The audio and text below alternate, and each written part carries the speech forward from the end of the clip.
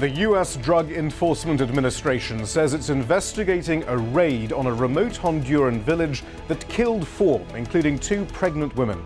4 people were also injured. On Inside Story Americas, we examine what the U.S. calls its security strategy in Central America.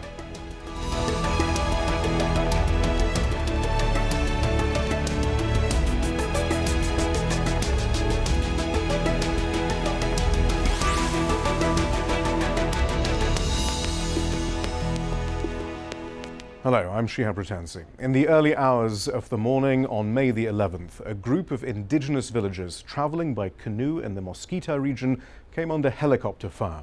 4 people lost their lives, including 2 pregnant women and a child. U.S. officials say the killings followed a sighting of men unloading cocaine onto a truck nearby. U.S. State Department-owned helicopters were scrambled to investigate. The U.S. initially denied any civilians were killed. Now it maintains Americans were only involved in a supporting role. The State Department estimates over 3/4 of all cocaine smuggling flights that leave South America land in Honduras on their journey to Mexico and the U.S. U.S. corporations also have major investments in agriculture and mining there. The U.S. has been increasing its presence in the country with 3 military bases. Commando-style squads have been deployed from a team originally constituted to investigate drug traffickers in Afghanistan. The recipients of U.S. funding and military support are the administration of President Porfirio Lobo and the security services that facilitated his rise to power by overthrowing the democratically elected President Manuel Zelaya in 2009. The Drug Enforcement Administration says it's investigating the killings in May, and this is what a State Department spokesperson had to say about the incident. In this particular operation on May 11th, the U.S. DEA was involved only in a supporting role. We did not use force. No U.S. personnel fired any weapons. We were involved purely supporting and advising. The units that we support are comprised primarily of host country, in this case Honduran law enforcement officers. They were trained, they were vetted as part of this program we work on together. Well, does that mean that they advised them to open fire on a canoe carrying civilians with a pregnant woman? And well, I highly... well, I don't know, see that they are in an advice and support role. So what did they advise and support? Did they, well, did they say, hey, this looks like a good target, shoot it? Well, first of all, as I understand it, the Honduran authorities are doing a broad investigation of this incident to evaluate what exactly happened and how it happened. So I think we need to let that go forward. With regard to the precise actions in an advisory role that the U.S. Folks played, I can't speak to that. I'm going to send you to DEA for more on that. But the point I wanted to make here is that our guys don't fire in these operations. They didn't in this one. So what did happen that night near the village of Awas? And what's motivating U.S. policy in Central America? We're joined in the studio by Alex Main, the Senior Associate for International Policy at the Center for Economic Policy Research, the Director of the Drug Policy Project at the Institute for Policy Studies, Sanho Tree. And joining us from Mountain View, California, Dana Frank. She's an expert on Honduras and Professor of History at the University of California, Santa Cruz. We did request an interview with the DEA and the State Department on this topic, but we were declined. Professor Frank, then, first of all, what do we know happened on May the 11th in Awas? Well, this is one of these situations when it depends on who you're talking to, and we know there's a long history of the United States government of lying about this kind of incident over and over again in the past. What the villagers say is that they were peacefully traveling up this river or down this river in a canoe when they were suddenly fired on by helicopters from above. 4 of those people did die. 4 of them were injured. One of those is 2 of them are still in the hospital. And then after that, they say that these officers that were English-speaking officers that didn't speak Spanish continued to harass them in the village afterwards and threaten them and point guns at them, and it went on for hours of how these people were terrorized. Now that's what the survivors say, and that they were also terrified and hiding out in the weeds from being chased down by these agents. What the United States State Department and the DEA say is that, yes, there were U.S. DEA agents on the helicopters, that the helicopters were owned by the State Department. There were also Guatemalan military on those helicopters, and that they fired in self-defense. And the villagers say absolutely they did not fire. There was definitely a situation going on with some drugs, some being transferred, another point in the river, and that the U.S. says that those people were who they were searching for. And the U.S. says that, well, the U.S. DEA agents did not fire on the canoe and kill the people, that it was Honduran police and the agents that did the killing. We certainly know that 4 people are dead, 4 people have been injured, and at least 1 woman has lost a limb as a result. And this is a really terrifying thing that happened by U.S. troops and U.S.-funded troops. Now, as far as that initial attack is concerned, initially, is it the case that officials, when asked about this incident, said that those killed were, in fact, involved or drug traffickers? Oh, yeah. They well, first of all, this was originally in the Honduran newspapers, reported the day after it happened, that these were drug traffickers who were killed by DEA agents, and they celebrated that. And then the indigenous people in the village, the survivors, put out a statement that weekend saying, we are not drug traffickers and we were killed by these DEA agents. That didn't get any press. 2 days later, the mayor and the congressperson Honduran from this region in Honduras went on into the one newspaper and said, wait a minute, these people were killed, they were by DEA agents, and only at that point did Associated Press and Bloomberg pick up the story, and otherwise we wouldn't even be hearing about it at this point, which is part of what's so terrifying. And that initial attack, though, is getting some press now, the helicopter attack. But what about this follow-up raid you mentioned? Is that being acknowledged by authorities either in U.S. or in Honduras, and what more do we know about that? It has been reported by Associated Press. It is not getting acknowledged by the United States at the State Department briefings. They haven't acknowledged that. They're denying that those were U.S. forces on the ground, and then we have like 10 or 11 people, witnesses and survivors testifying that they were chased through the village, that one man was held at gunpoint for 2 hours, face down on the ground, and he has a heart condition that had nothing to do with the whole incident to begin with. And this is like really, really, really scary that the U.S. is not acknowledging that this happened. Now there are issues being raised about the hospital bills for the survivors that aren't being paid, and the State Department is not accepting any responsibility for the hospital bills and saying that the Honduran government is paying for that when in fact the Honduran government only pays for the bed and the medical professional. And these people, one boy is about to lose his hand, the last we heard, because he couldn't get the surgery necessary to stop an infection. And no one will pay for those hospital supplies and anesthesia and a pin for his arm. Now, it's interesting because a few days after the incident, an anonymous U.S. official did speak to a New York Times journalist. Here are some of the key points from this anonymous U.S. official about the raid. 4 helicopters, according to this official, landed and seized the boat, which was apparently carrying cocaine, and what officials said was more than 1,000 pounds of cocaine. Then, according to this anonymous U.S. official, nearly an hour later, a second boat approached and began to fire at the government forces, according to the official.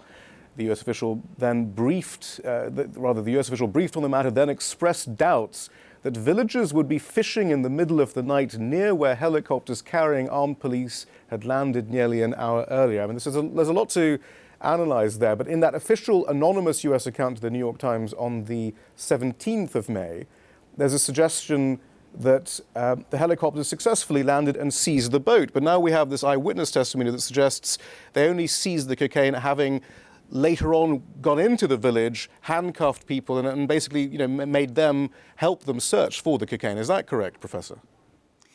Well, what is correct? I mean, certainly this, and I just want to underscore that we're not talking 1 or 2 witnesses from the village. We're talking 10 or 12 people that have been investigated independently by 2 different human rights groups, one from the United States and one from Honduras. Certainly, the DEA and the State Department have tried to suggest that somehow these villagers that died were drug dealers. That was what they said initially. They have said they would fire on first. And they have been also going so far as to suggest that by saying local authorities are very involved in drug trafficking, which is often true in Honduras because the government is so corrupt, and implying that the mayor and the congressman who said that these people were in fact just civilians or just villagers, but implying that the mayor and the congressman were themselves drug dealers. This really kind of terrifying, blaming the victim kind of rhetoric coming out of the State Department. And it's very interesting, actually, because it seems to be chiming in with, we've done a number of programs now on President Obama's kill list, but that seems to be a general theme that's been coming out recently. If you're in the combat zone, you must be up to no good. That seems to be a theme we were getting from the administration recently. But Alex Main, then, there are these investigations underway. As far as we know, how are they going? Have they interviewed the eyewitnesses? Have they interviewed the sort of people that these human rights groups have talked to? I mean, the official investigations, that is. Well, we have no idea. I think there's no indication that they have so far, because the human rights groups in Honduras, as well as U.S. human rights defenders who were present at the time, have been in contact with the victims, the families of the victims, and so on. And as far as I know, they haven't been approached so far. But, you know, I really want to underscore as well what Dana has been saying about the terrifying nature of all this. I mean, it really is quite appalling. You had a helicopter that swooped down on a boat of unarmed civilians. So supposedly both Honduran officials and DA officials have no idea that locals are in boats early in the morning at 2 a.m., when in fact this is very common practice. This area of Honduras has really no roads to speak of. The roads that are used are in fact waterways throughout the area, and they're used mainly at night. Because it is so hot during the day. So it was actually quite normal that there was a small boat full of unarmed civilians at the time. So this helicopter swoops down. They give absolutely no warning. They don't tell the boat to stop or anything. They begin shooting at the individuals in the boat. And this is according to all of the eye testimony of the people that were on the boat. And there were over a dozen. A few people, you know, jump into the water, try to swim away. Those people are shot at as well. Explained to me how they were a threat, because of course the whole argument of defense that this whole operation has is that they were being shot at. So what were people swimming being shot at for in that case? So it's really quite appalling, and you know, it's oddly reminiscent of what we've been seeing unfortunately in Afghanistan and in Iraq, where we've seen a lot of slip-ups of this kind. This is the first big one that we're aware of in the region, but there are some that's the key, isn't parallels it, that we're aware of. Sanho Tree. How often are operations like this involving the DEA and local forces? How often are they going on? How common are they? Over what sort of area? How is it common across Latin America as far as we know? This has been going on a long time. You can go back to 11 years ago, in April 2001, where the U.S. drug war, in this case it was a CIA spotter plane, the contractors misidentified a small plane, said it was a drug smuggling plane, called in the Peruvian Air Force and shot it down. And it turned out it was a plane full of U.S. missionaries. So Veronica Bowers and her infant daughter were killed in that raid. But these programs are done in under the auspices of the Bureau of International Narcotics and Law Enforcement within the State Department. This is supposed to be a law enforcement program. What kind of law enforcement gets to play judge, jury, and executioner in a matter of minutes? This is summary justice, or injustice in this case. But who's actually involved then? There were State Department helicopters involved in this. There was the DEA.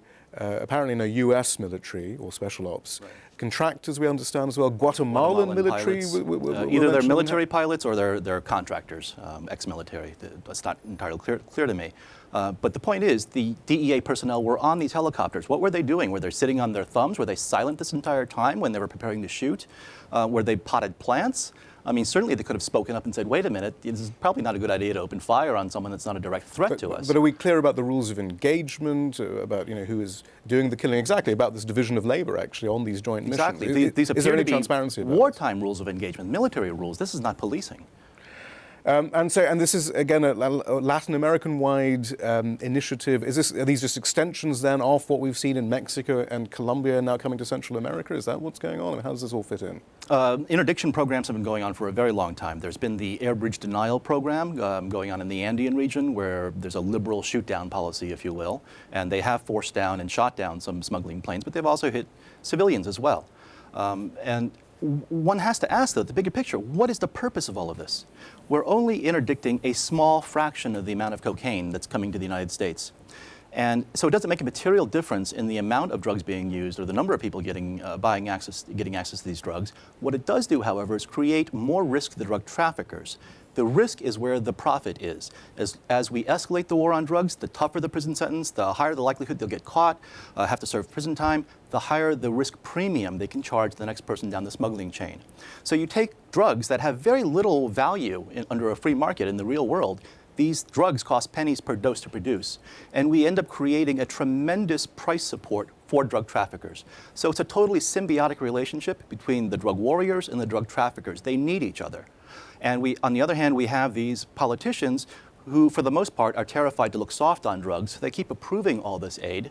And the simple logic is, well, drugs are bad. Of course, we have to have a war on drugs. So, Professor Frank, then, I mean, the model, though, that we see here in Honduras is similar to that than we've seen elsewhere in South and Central America and North America. The U.S. teaming up with local security officials. It was interesting, we saw Victoria Newland there from the State Department saying that the Honduran officials who were also on the helicopter with the DA had been vetted and trained. What does that actually mean, what, as far as we know? Well, you know, under something called the Leahy Act, the United States has to establish that military forces, its security forces it's working with in other countries are not committing human rights abuses. And so that's what that vetted means, that these are people supposedly that have been approved that they're fine.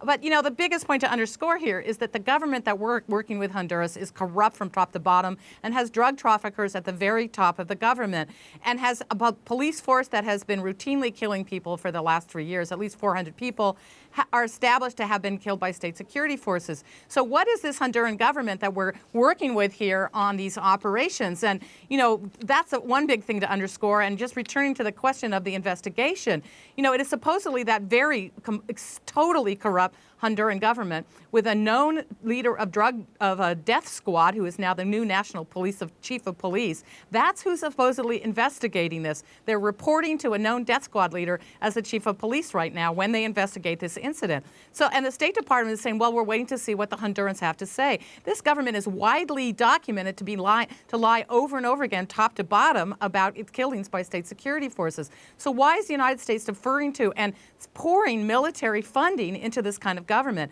And you can put the pieces together and say, this drug war, this supposed drug war with absolutely no rules of engagement, is it fine to then shoot and kill drug traffickers? If they're not just civilians, quote unquote, they are technically civilians here too. All of this is a pretext for the United States to pour money into military. It's increasing its military presence in Central America and the all-important Air Force base at Soto Cano, which is increasing and making permanent its barracks and its presence there, and that's the only big air base between the United States and Latin America. So this drug war is very conveniently providing cover for an extreme increase in funding for the U.S. military in Honduras and all of Central America. Actually, we have a map of the U.S. bases in Honduras. The U.S. has increased its military presence in Central America. 3 new bases then set up recently in Honduras, which has seen one of the largest increases of military aid from the U.S. One is in Puerto Castilla on the country's northern coast, a second in El Aguacate in central Honduras, and a third in Mocoron, from which the May 11th raid was in fact launched. And then there's also the Soto Cano Air Base, located an hour north of the capital, Tegucigalpa. It's one of the main hubs for operations under the U.S. Southern Command. Alex Main, I mean, we have to, of course, always put this into the context of who this government is and how it was actually installed. I mean, there was a coup. Many of those who actually instituted the coup are now in the government and of course, in the military forces. Was there any threat to those U.S. bases and those U.S. interests before the coup? Was there any connection, as far as we know? Well, you know, possibly. There wasn't a direct threat, but the president, the Democratic president who was toppled in the coup, Manuel Zelaya, he was leaning progressively left, and he'd grown close to the ALBA countries that include Venezuela, Cuba, Nicaragua, etc. And he was also growing closer within the country to social movements, many of which had on the top of their agenda the closure of the Soto Cano base. In fact, they still do. Now, this isn't something that President Zelaya had ever said that he'd do, but you know, possibly this rapprochement between President Zelaya and these movements could have been a cause of concern for the U.S. And it's often said that there has been a sort of explosion in drug trafficking in Honduras since the coup. I mean, what is the connection there then, would you say? Of crime in general. I mean, you know, what the coup did essentially was led to a real institutional breakdown of the country. And of course, once the coup occurred, we entered sort of a extra-constitutional era that really hasn't been rectified since the coup. There were elections that were held in November of 2009, just a few months after the coup, but under a de facto government. There was heavy military repression at the time. There was no real freedom of press, etc. And so these elections have been widely contested, both within Honduras and within the region, and considered, not really very legitimate. And of course, the government that came out of these elections remained very close to the coup, with some key figures. Arturo Corrales, who is the current foreign minister, he was the main negotiator for the coup government after the coup occurred. Professor Frank, then, you talked about the geostrategic importance of this air base. There's also many commercial interests in Honduras for the U.S. Were those being threatened? How does all this fit? What is motivating U.S. policy in Honduras right now, as far as you can tell? In the broad sense, there's the military interests, and this is sort of the long-term, protecting U.S. economic interests at the point of a gun. What U.S. policy has been in Latin America for 150 years, and is still very much there. It's not like you can say here's one corporation, but it's about the so-called safe investment climate, in which U.S. transnational corporations are free to exploit Honduran workers. And the biggest sector there is the maquiladora, or export processing sector, which is auto parts and apparel. There are 110,000 workers in that sector, and much of that is U.S. transnational corporations there. There's also the banana corporations, there's mining interests, there's telecommunications in there. And there's palm oil as well, and so all of that is the so-called, the idea that we can somehow use Honduras as this labor extractive zone to to line the pockets of U.S.-based transnational corporations. So, that's what's sort of thrumming under this policy. But in a broad sense, the U.S. wants to have that military presence there so they can, keep it open for investments, but also they're worried about China. They're worried about Latin America being increasingly independent from the U.S. and not being at its beck and call for the first time in decades and decades and decades.